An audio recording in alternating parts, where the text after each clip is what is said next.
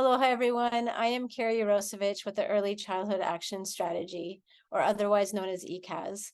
ECAS is now in the 11th year as a collective impact systems change effort. We recognize an important moment to come together and deeply understand what we are seeing and experiencing across our systems. This reflection felt essential for nurturing a healthy and aligned and capable network of ensuring that our youngest keiki, their ohana, and the providers that support them flourish.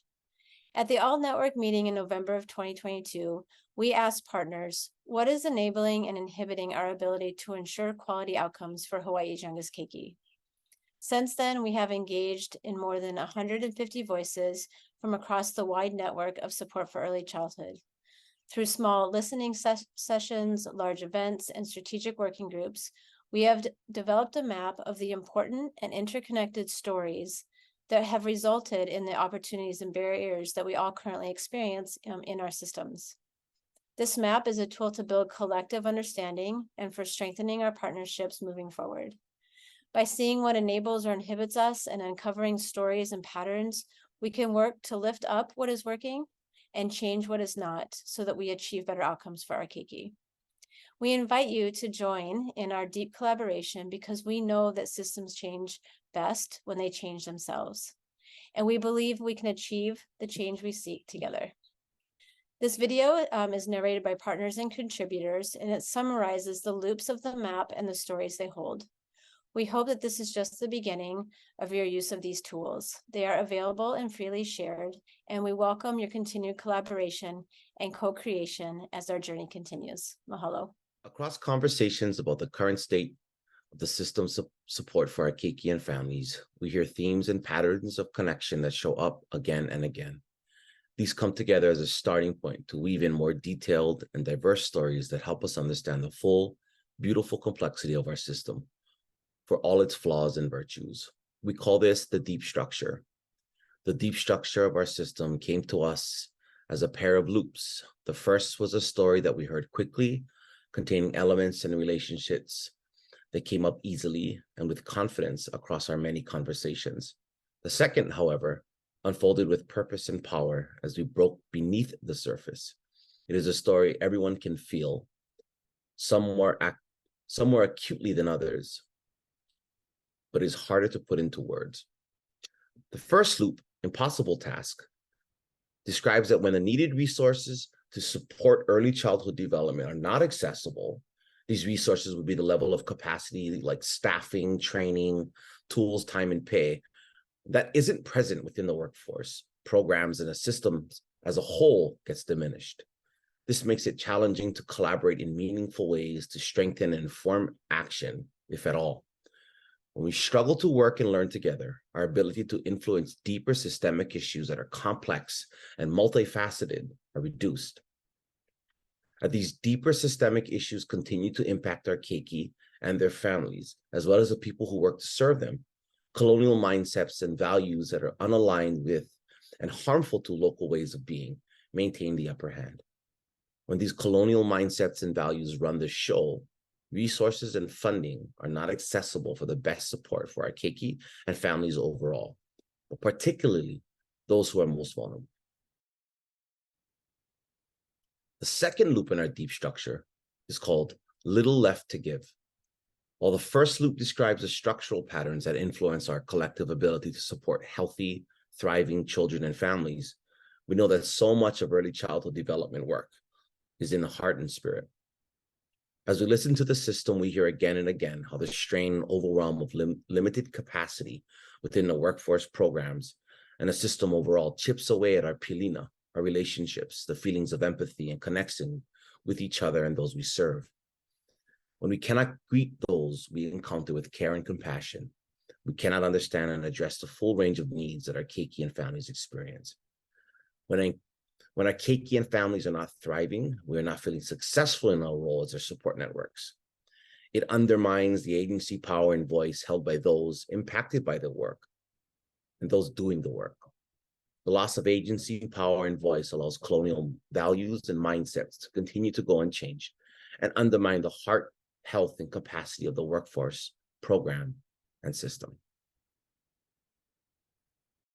Drive to survive.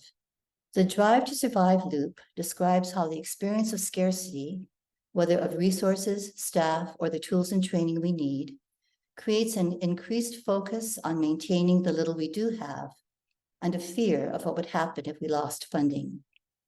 This leads to behaviors like infighting and competition across service providers and the use of data to legitimize our programs and decisions, all of which reduce our ability to innovate and really make the difference we all want to make possible. At the speed of trust, the experience of scarcity also relates to our ability to devote time to relationship building, whether with our colleagues or the community. At the speed of trust describes how, without trust and relationships, we don't have safe spaces to share and learn from each other. So we miss out on important opportunities to grow and just keep repeating the same old patterns.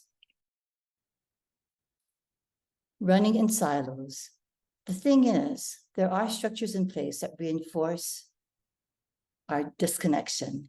Running in silos demonstrates how our siloed public structures reduce our ability to truly understand the complex needs and opportunities that are present within Hawaii's early childhood space. Without this information, we are all limited in our capacity and struggle to collaborate in ways that could address deeper systemic challenges. A dream deferred. Just as limited capacity makes it difficult to connect and learn from each other, it also creates challenges to undertaking data collection efforts and implementing preventive programs that are rigorous but have a high potential for impact. A dream deferred shows how, when we can't implement prevention at a high level, we also can't prove that it works. And so the focus remains on putting out the fires in front of us, sidelining the potential of investing in prevention. The cost of disconnection describes how hard it is to do our work well and use resources efficiently when we are not in alignment with each other. This challenges our sustainability and resilience, making us more reliant on external funding, which doesn't always understand our local assets and needs. Lost in the shuffle. While this disconnection impacts our own work as providers and leaders, it also leaves families and communities lost in the shuffle. When collaboration and alignment across programs, services, and sectors is low, it increases the likelihood of experiencing confusion and hardship when navigating the system. When families struggle to access needed care, it can create feelings of hopelessness and isolation. As these feelings persist, it reduces the agency, voice, and power experienced within individuals, but also communities as a whole. When the voice of the people is silenced, colonial mindsets and values thrive. Back to our roots. Even in hard times, when we look back to our roots, we are strong. When feelings of hopelessness and isolation are high, we seek out connection with other people or resources as a remedy. As we connect, we open up access to new information, ideas, and support for developing ourselves and our impact. This allows us to look beyond short-term planning and putting out fires, to think about what we really need to thrive. Through these connections, we see that we are not alone and are able to experience hope, even in challenging times. The pushback. Every day we see people and programs doing amazing work with the best intentions. The pushback explains why it doesn't always go as planned. When leaders are motivated to take risks and work towards meaningful change in trend structures, and those who benefit from them push back with barriers and opposition. This resistance slows or stops deeper systemic change and allows colonial mindsets and values to lead. Over time, motivation to continue pushing for change is diminished. The safe road. The safe road describes how, when we expect leaders to have all the answers without space for listening or collaboration, they create bureaucratic structures of reporting and accountability to reduce their risk of failure. Unfortunately, these structures also serve to reduce space for innovation and leveraging new ideas towards the greatest service of children and families. Only half the story. Another result of making decision in isolation is what we hear, only half the story. When decisions-making spaces are exclusive, voices and experience that represent the population are not heard. This allows a more external, problem-centric approach to drive programming and data collection efforts. When we only focus on problems, we miss important information about the assets, opportunities, and values that are present within a child, family, or community. The rat race never ends. Colonial mindsets and values create a policy and investment that centers money and high outputs over learning, connection, and deeper impacts. As a result, programs are required to maintain a high pace of work and workload, reducing the level of health and well-being experienced within the workforce. When health and well-being is low, our ability to connect and feel empathy for each other and those we serve is limited, and it becomes difficult to imagine that things could ever be different. It starts to feel like the rat race never ends. Stuck in the dark. Colonial mindsets and values are designed to maintain power and privilege for the few and at the expense of the many. This means that anyone who tries to make changes to that system is likely to experience repercussions that can have an impact both professionally and personally. An environment that is unsupportive of growth and innovation doesn't inspire young people to enter the workforce with new ideas and perspectives that would allow the field to adapt and grow along with the changing needs and opportunities, leaving us stuck in the dark.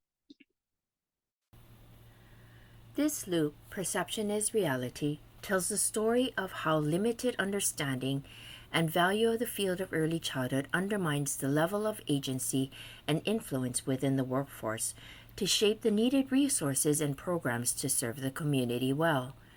When we can't do what we know needs to be done to our highest ability, we can't demonstrate the essential value we bring to our community. When the collective valuing of the field is low, so is the level of compensation for early childhood professionals. Low compensation makes it difficult to recruit and retain the workforce needed to effectively meet the needs of our keiki and families. As needs for early childhood support go unmet, it impacts the health and well-being of children and families, but also the workforce that join the field out of love and a desire to do good, leaving us with unfunded heroes.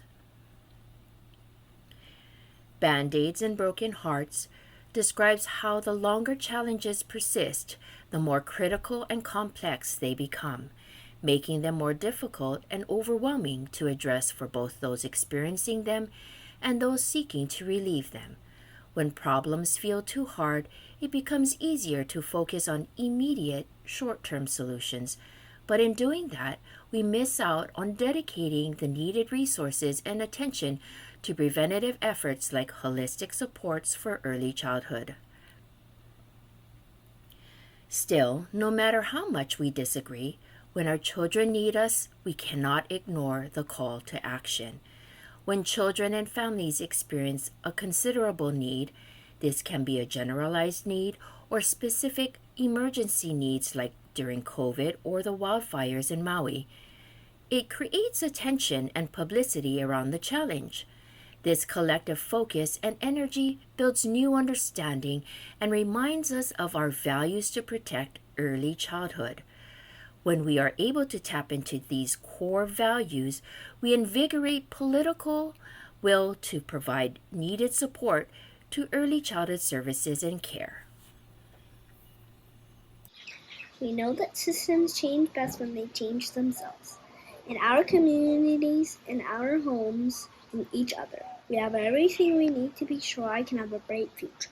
By being part of this journey to make Hawaii a great place to be a kid, you are making a path that I can be proud to follow.